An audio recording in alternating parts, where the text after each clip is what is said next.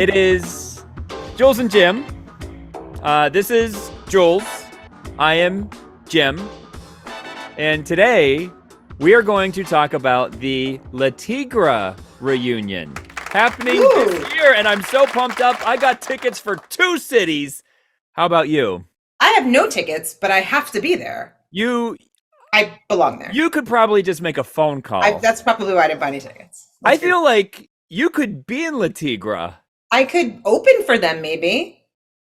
What if, let's just say this happens. What if Kathleen Hanna calls you up and says, hey, I want Northern State to open up for LeTigre. Could you pull it together in, say, the next month or 2? Or is that a longer type of thing?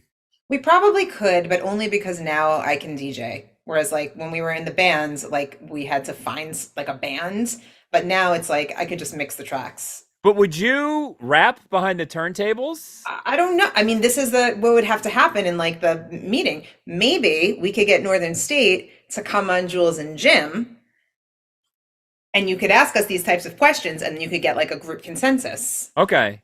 Like how quickly could you pull it together? Yeah, and like and you would be the opening act. You would probably only have to play like 30 minutes. So what is that, like 8 songs? Yeah, play like 5 or 6 songs. 5 or 6? You know, I don't know. It's hard because like I would do it with no practice. Sprout would like be like, let's run through it twice in my car, and Spiro is going to be like, we need to have a new website. We need to have a new, you know what I mean? Okay. Like she's got to be like buttoned up. So and by the way, that's a great metaphor for what being in that band was like. And how it was incredibly frustrating for 2 of the 3 of us. No, it's not easy being in a band. No, it's like impossible because it's hard when you know the best and right way to do something. And yet everyone seems to think you're the problem. No, that's why usually when people hit their late 30s, early 40s, whoever was in a band is now just a solo act. Yes, that's right. Because it's easier to be wildly controlling and difficult when you're only responsible for your own career. Right. Based on a true story. I think Sting said something to that effect, where it's just easier to be a solo artist at this point than be in a band. I mean, probably. But as I was thinking about this episode, I feel like you could be in LeTigre. I could be in LeTigre? Yes. I totally agree. I would like to be in LeTigre. How do I get that gig? To me, it makes so much sense. Same. Like, there could be 4 of you running around on stage together. I'm like, give me an outfit. Like, I'm ready to go. Give me my own, like, solid colored, you know, like, primary colored shirt. Like, I'll just, like, get right in the picture, you know? I would love to be in I'm going to see them at Brooklyn Steel. When is that? I just bought my tickets, so I don't know if it's... I guess we could look it up. Should we look it up? We need an admin. We need an IT person. Like if we had one, then they would look it up. All right, let's bring up the LeTigre tour dates. Could you call Kathleen Hanna up? Are you that tight? Imagine I would call. I could direct message her on Instagram, but I would never. Would she answer to you? Definitely. Would she reply? She would, but I would never ever ask her or anybody for a ticket because that is like literally pay people for their music. Do you know what I'm saying? All right. So LeTigre. Now, keep in mind, Kathleen Hanna went on the road with Bikini Kill over the last couple of years. And I was like, that was great. And I saw them out in Brooklyn at the King's Theater, which took me a lifetime to get to. Yeah. And then I was secretly hoping that LeTigre would get back together, which they are this year. So in May, they're playing Philly. Okay. May 27th. That's sold out. And then they're going overseas. So they're doing Barcelona, London, Manchester, Glasgow, all those shows. They come back to North America July 3rd. Okay. I don't know what Mosswood Meltdown is. I don't know if that's a Canadian festival, but they play Vancouver, Seattle in July, Cleveland in July. Wait, this can't be right. Oh wait, no, yeah, they're playing Pittsburgh July 18th. You going to that? So I bought tickets for both just in case. I don't know what town I'll be in. Yeah. Because, you know, my family's in Pittsburgh. I actually saw LeTigre on my honeymoon at Mr. Smalls in Pittsburgh, and they're playing Mr. Smalls in Pittsburgh this year. When I think of Pittsburgh, the only thing I think of is Girl Talk and Wiz Khalifa. Okay. That's pretty good. What about Anti-Flag? I didn't even know that. All right. Punk's like not on my radar. Okay. All right. So Brooklyn Steel, July 27th, July 28th, and there's been another Brooklyn show added for July 29th. Are they sold out? The July 29th just says Brooklyn New, and it doesn't say sold out for that. All right, I'm gonna get tickets for that. All right. I'm gonna see if I can open that show. You should. I know. Is there an opener listed? I don't see one on the poster. I'm gonna see if I can. Do you see one on the website, Brooklyn Steel? We're finding this. Now, keep in mind, we also put out the ask that you open up on Pink's tour. Well, if Pink and LeTigre need me on the same night, now that would be a real. So what would you do? You know, I'd probably go for the LeTigre show. I mean, realistic. What did I really do, Jim, or what would I like to think I would do? Wait, I'm on their website now. 2020. It has no. July 29th is X'd out. Where's that? What do you mean X'd out? So all 3 Brooklyn shows are X'd out, which means they're probably sold out. Are you sure? I don't see that. I'm on the I'm on the tickets at accesslive.com. What even is this? Well, on their website. Shit. I'm going to send Kathleen Hanna and a direct message. Hey, also too, when you message Kathleen Hanna, can you ask her if she'll be on Jules and Jim to hype up the LeTigre tour? Let's see. Hold on. What's her Instagram? Miss Kathleen Hanna. So you're doing that right now? I'm doing it while we're on the show. All right. So right now, so you're legitimately sending her a DM? I am. So we are asking Kathleen Hanna if she'll I gotta be a email guest. Her. She doesn't check messages on DM. I'm going to email her. So you have her email? I do. When'd you get her email? Because I asked her something on DM and she, she said, email me instead. I am so excited about the LeTigre Brooklyn Steel dates. There's 3 of them. Anna, does she know you? Just pretend that she does. I mean, I would hope that she would. Currently on a podcast with Jim Shearer talking about these very dates. Congrats on the tour. If you need an opener, I would love to DJ before you guys. Before you all take this. P.S. Will you be on an episode of Jules and Jim? Sending lots of love. To promote the LeTigre tour. LeTigre Brooklyn. What should the subject be? Opener? I don't know. I don't know how to approach that. I've never emailed Kathleen Hanna.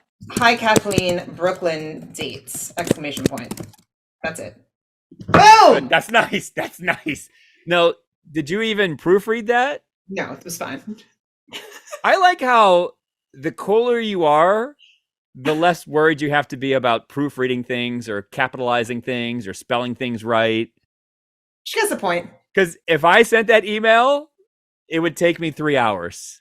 The thing is, I worship her so much and I love her so much that, I can't, why would I even, what am I even supposed to say? You know what I mean? I could write her a fan mail, or I could just be like, yo, I want to DJ and open for your show. So you're saying she's on such a pedestal, it doesn't matter if you take 2 seconds or 5 hours to craft an email. Whenever Questlove texts me, or we have any kind of, whenever we just text, I don't email with him. Whenever he texts me, or comments on my Instagram, I never consider my reply. I'm just emoji, whatever. I don't even. I really like that advice. Because what are you gonna say? It doesn't matter. They're on another level, so it doesn't matter what you send them. Matter. And by the way, genius. And also, they don't give a shit. He doesn't. They don't care. He doesn't care. If whatever he has to say is the thing he cared about, and then he said it, and now he's done. It's what else is there? So if we ever wanted to ask Kathleen Hanna to be on an episode of Jules and Jim, how do we approach that? Should we do it now and then send it out as a clip on social media? How we do it. I'll open for the show. You'll come, and we'll do it backstage. We'll set it up. It's too late. We'll set it up with the publicist backstage. No, we got to set it up before the tour. No. She has something she wants to sell. No, she's already sold it. The tour's sold out. We want her to be on the podcast. Not for all the dates. Not for all the dates. We wanted to be on the podcast because we like her. It's for us. It's not for her. Let's not front like it's a great press opportunity. Okay, it's not a great press opportunity. It's not. She has clips that she can put out online. She doesn't need our clips, It's Jim. not like she can go to MTV2 Subterranean because that doesn't exist anymore. No, but wherever the outlets that exist, she can go. She's not going to come on our horse and pony show. It'd be for us. It'd be for us. She would come on our horse and pony show because she makes zines. Listen. This would be a perfect place for her to come. We're going to go to the show. This is what's going to happen. I'm going to tell you what's going to happen. It's too late. No, I'm going to tell you what's going to happen. We're going to go to the show. I'm going to DJ the show. We're going to do an interview. We're going to do a very special episode with the serious music, a very special episode. You know what I'm talking about, with the Tom Hanks and the serious music.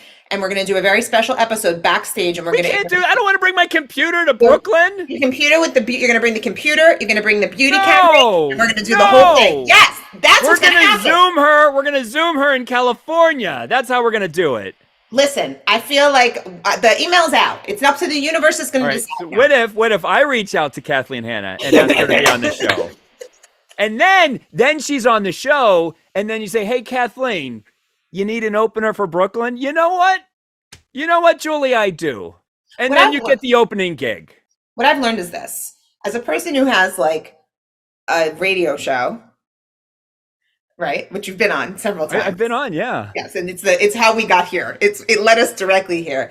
As a person who has booked guests on a radio show, what I've learned is until people start coming to you and asking you to be on your radio show, and by the way, on my Instagram, a couple of people hit me up on the Jules and Jim post that I just posted and said, can I be on Jules and Jim? If you need a guest who's talking about this, if you need a guest that's talking about that.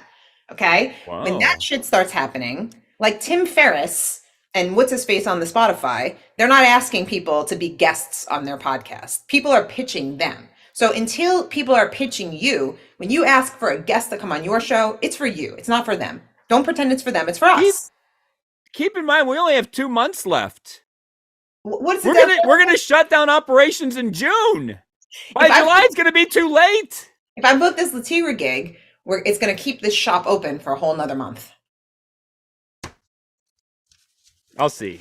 All right. I like the idea of doing it before. Let me see if she wrote me back. Can I go over your head? You can be like, hey, I'm on a podcast with DJ Hester Prynne. So I can go over. So basically, what I'm gonna do is I'm gonna chop up this episode, and I'm gonna take little pieces.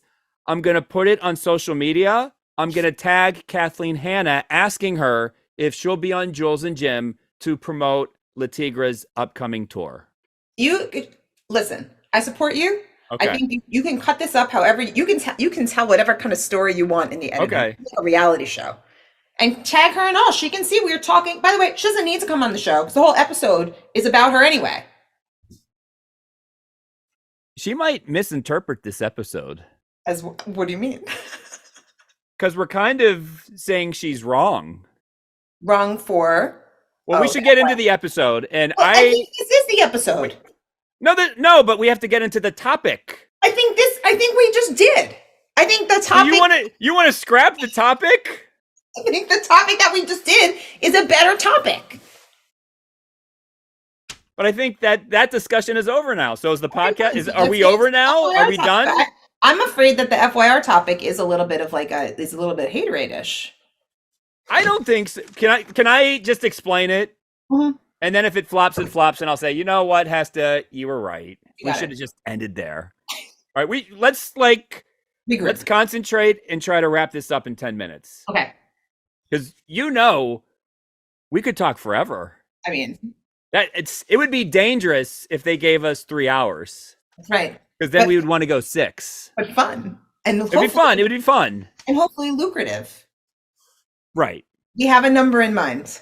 We have 2 more months left, but apparently we'll do another month if that happens. DJ Hester Prynne gets an opening gig for LeTigre, and I have to bring my expensive computer backstage, Brooklyn steel. Don't forget your beauty light. I can't believe I sent that email without even thinking twice.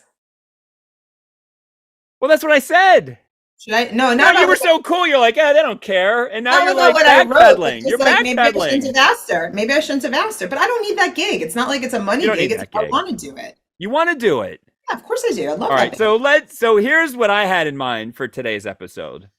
So I'm pumped up that LeTigre is back together. Same. Yay, love LeTigre. So in 2001, they put out the album Feminist Sweepstakes. It sure did. And on that album is a song called F.Y.R, which is an acronym for 50 Years of Ridicule. Love the song. So within it, there's a lyric, one cool record in the year of rock rap.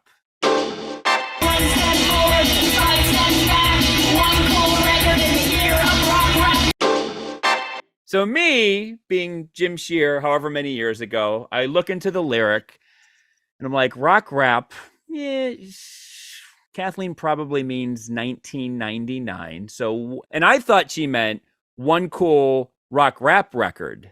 Okay. I didn't interpret it as one cool record in whatever year she was talking about. So I'm like, all right, 1999, what would be that one cool rock rap record? Yeah. And I thought, the Battle of Los Angeles from Rage Against the Machine.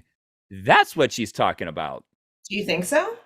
That's what I thought. So, LeTigre came on to MTV2 Subterranean when they were promoting their brand new album, This Island. The last LeTigre studio album. Best one, in my opinion. Love it. Love it. Beautifully produced. And I thought I was so smart, and I said, hey, what did you mean by that one cool album in the year of rock rap? Were you talking about Rage Against the Machine? And Kathleen said, no, we were talking about 1998, and the one cool record that came out that year was The Miseducation of Lauryn Hill. Wow. Which totally threw me for a loop. I'm like, oh, like my whole theory was wrong. She wasn't talking about a rock rap album. She was talking about the only good album of that rock rap year. Wow. So I would argue that 99 was the year of rock rap. But I could, 98 totally makes sense. Kid Rock was out.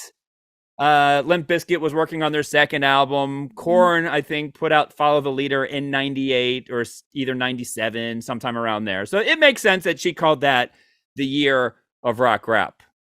So I think about that lyric often. And yes, the quality of music in the late 90s was different from the quality of music in the early 90s. Amen. Right? Things were getting weird at the end of the decade. And things were getting softer on one side and harder on the other. And neither direction was a good direction. And I want to do an episode about 1999, but that's another topic for another day. And that's what ended the 90s, sadly. And it was such a shit year. I know. What will be the theme song for that episode? Break Stuff from Limp Bizkit? No, 1999 by Prince, obviously. Oh, okay. Even though it's a very not 99 record. Right. We should debate that on that show. We'll talk about it. Yeah. So I thought about that lyric, and I still think about that lyric. One cool record in the year of rock rap. So if LeTigre considers the year of rock rap to be 1998, was The Miseducation of Lauryn Hill the only cool record of that year? Now I get what Kathleen Hanna was saying. And if we had Kathleen Hanna on the podcast today, she would say, Jim, of course there were other great albums in 1998, but you see what I was saying. And I'm like, yeah, but let's just have fun with this. What were the other cool records in the year of rock rap? I sent you a list. I can read off some of mine. Okay. And because I don't want this to be like a 50-minute episode of Jules and Jim, let me just cut straight to the chase. I'll give you some other cool records that came out that year. Okay. I think their relationship was underway. How could Kathleen Hanna ignore her beau in the music of the Beastie Boys? Hello Nasty came out in 1998. What a scandalous. I can't believe that. And such a fabulous record too. It's not like a throwaway. It's really it's a classic. Some people, when I talk to millennials, that's their favorite Beastie Boys album. I have a millennial music guy that I roll with, and it is his favorite. It is his favorite Beastie Boys. Ad Rock says it's the best Beastie Boys album. Really? Yes, in the book. Hard. In the book. I don't recall. I've read the book cover to cover, and I don't remember that. I want to see. I'll show it to you. I'll show it to you. All right, I want to see the videotape. But do you think that caused a fight? I don't think that they have ever discussed it. It's so unimportant to them. It has never come up. It's so fan based. It's like such a fan. It's such like a loser fucking music fan nerd fact that only you and I would discuss it in this way. If I asked Ad Rock, because we played them in softball once a year, if I asked him that question, he he He would would probably roll his eyes and walk away. a 1,000%. That's exactly what would happen. You think it would be 1,000, and then he would like avoid you. He's like, I don't give a shit. And then I would be so embarrassed. I like wouldn't ever leave my own house. Like I'm not even kidding. I would go upstairs. I would get in my bed and never come out. But we can agree that Hello Nasty was a cool record that came out in 1998. For sure. So 1998 was also a huge year for the Beastie Boys players because Money Mark put out Push the Button and Mixmaster Mike put out Anti-Theft Device. And you could also say that those were cool records. Yeah, but would you say those were like great albums? No. But they're cool. They're cool, but she didn't say one cool album. She Yes, said she did. one cool album, she said? One cool record in the year of rock rap. They were cool. Fine. All right, so Miseducation, down Fantastic. with that. Black Star put out an album. That's a cool album. Iconic, Right? game-changing for me. Yes. But I will say, not a lot of ladies on any of these records that you've mentioned. Let me get into that. Little Plastic Castles from Ani DeFranco. I gotta leave the show for this Yeah. one. Yeah. You tell me that ain't cool? Well, it's not cool. That's not a word that I would use to describe that album. Cool. That's almost like her mainstream album, you know? I wouldn't use the word cool to describe anything about Ani DeFranco. That's not what Ani DeFranco is not cool. We're like one cool record. No, Ani DeFranco is like pulling from your heart, your deep inside your experience, the tears and the angst. That's what's happening. And that is a great album. But it's not cool. Just semantically. I think it's pretty cool. Really? Do you want me to read you a No, I dramatic? mean like not cool, like, hey man, that's so cool, but like it's a good album. I think that's what she meant. When she said, I guess goldfish have no memory, I guess their life is just like me. Like, does that, right? No. And they say goldfish have no memory, I guess their life is just like mine. And the little plastic castle is a surprise every time. Like, come on. That's not cool. It's corny. And it's hard to say if they're happy, but they don't seem much to mind. Like, you're writing a song about gold. I love Ani DeFranco. Worship her. Not cool. Sorry. Right. You know who's What fucking about- cool, Jim? Jim, Okay. you know who's fucking cool? Rihanna, okay? Not Ani DeFranco. Wow. I think Ani DeFranco's cool. Right, well. Like if she was walking down the street, I'd be like, that Ani DeFranco, she's cool. Ani DeFranco's cool, but we're talking about a cool album. Album. All right. We could argue about that. What about Ray of Light from Madonna? Great. Is that cool? Very beyond. Huh? Very cool. So cool, so cool it doesn't even matter if you think it's cool. You and me. The Shape of Punk to Come from Refused. I've no punk is not on my you tell me. Okay. It was like a punk band that incorporated EDM elements. That sounds very And it wasn't corny. Sounds very That was cool. That was cool. with that. El Oso from Soul Coughing. I have no You don't like Soul Coughing? no comment. Like no knowledge. No, all right. And then I have one more on my list. I used to listen to this album nonstop when I was temping, and I thought it was the coolest thing. You've Come a Long Way, Baby from Fatboy Slim. I'm glad you brought it up.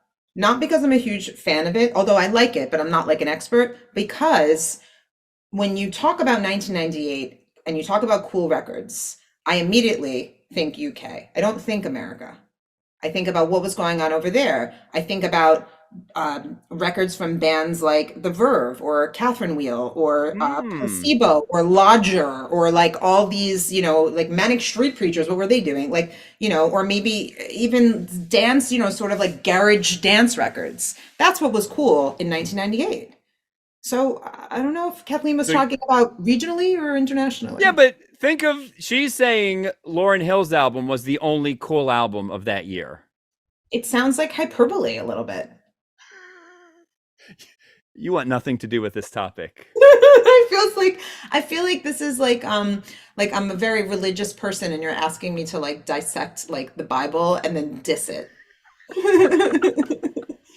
Did you have any favorite albums from '98? From the Choir Girl Hotel, from Tori Amos? Oh my God, I literally was just gonna say, which Tori record was 98? Did you see me go into a thought? That's what the thought was. The thought was, what did Tori do in 98? So yeah, I say from the Choir Girl Hotel, sure, yes, always. Today, tomorrow, any day. 1998, we talked about Times Were Changing. NSYNC puts out their debut album. Destiny's Child puts out their debut album. Yes. And can you really point to Destiny's Child in a conversation about rap rock? Like it's not even in the same world of what she's talking about, sort of. But I guess Lauryn Hill's record and Destiny's Child's record. And didn't Baby One More Time come out in 1998? That was 99.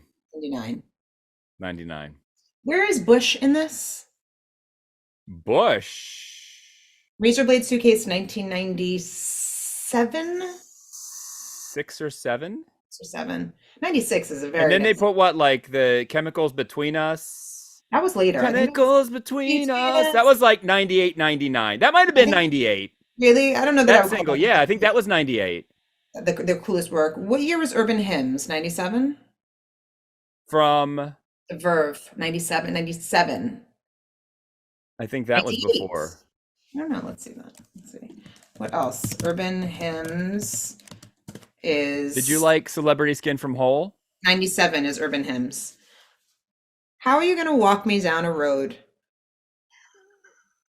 How are you going to walk me down a road like this, Jim? And by the way, Celebrity Skin is 1996. Or maybe even 1998. No, it's 98. Celebrity Skin is 1998? Yes. Are you sure about that? I want to see you deep fact check that. I fact checked before the show. I wonder then. Spit it out. What are you going to say? All right. I wonder then if this is a comment, if this is actually a dig against Courtney Love. Because we all know, between you and I, listen, let's bring it in. Between you and I in the podcast, we all know that Celebrity Skin is a phenomenal album. Say what you will about who wrote the songs, say what you will about Michael Stipe, Billy Corgan, and of course, say what you will about Courtney. But everybody knows that that's a great record. Everybody knows it. You know it. I know it. We all know it. So for Kathleen to say one cool album in the year of rap rock, and she's referring not to Celebrity Skin, obviously, the lady doth protest too much. I don't know. And I can't believe you made me say this. All right. Switching topics. Moon Pigs from Cat Power, which I think Rolling Stone, it might have been their #1 album of the year. If not, it was in the top 5. Cat Power's cool. She's the coolest. She's the coolest artist alive, but like, I'm not with it. Like, I'm kind of like, I don't care. It's okay. Like a little bit of a yawn to me. So in closing, to disprove the lyric in LeTigre's F.Y.R, there was more than one cool record in the year of rock rap. Although we get the statement that she was putting out in the song. Right. Agreed. Yeah. Because music was getting very aggro and masculine and misogynistic in the late 1990s. That's right. I mean, culminating in Woodstock 99, the worst sort of thing that happened. Yes. Yeah. Okay. So we should never bring this topic. Well, I did bring the topic up with Kathleen Hanna, but I shouldn't bring it up with Ad Rock, how the Beastie Boys were excluded from this conversation. Certainly not. Certainly not. In fact, we shouldn't even, the only people who should watch this podcast episode are you and me, and we shouldn't even watch it. We should throw it away.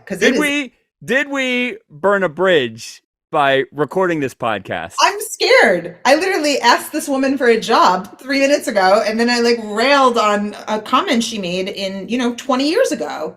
Is that we walked it back though. Like we dove in and then we walked it back. Some things were said here that, maybe shouldn't have been said. So let's just see how this lands. The thing is, you have to be such like a deep cut 90s fan to even understand this conversation. It's like we added a split language. This could be the least viewed episode of Jules and Jim, but the people who watch it and get it, they'll revere it.